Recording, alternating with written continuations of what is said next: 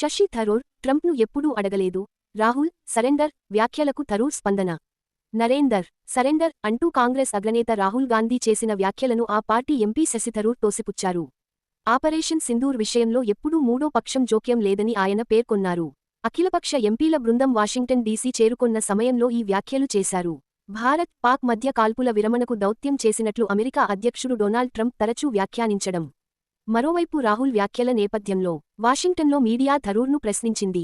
దీనికి ఆయన స్పందిస్తూ, భారత్ యుద్ధం ఆపటానికి ఎవరి హితబోధ అవసరం లేదు.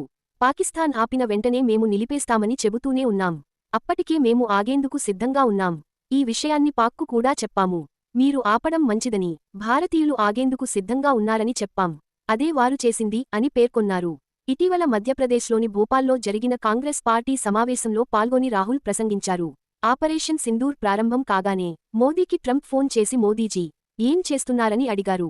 నరేందర్ సరెండర్ అనగానే మోదీ కాల్పుల విరమణ ప్రకటించారు. ట్రంప్ ఆదేశాలను తూచా తప్పకుండా మోదీ పాటించారు అని విమర్శించారు.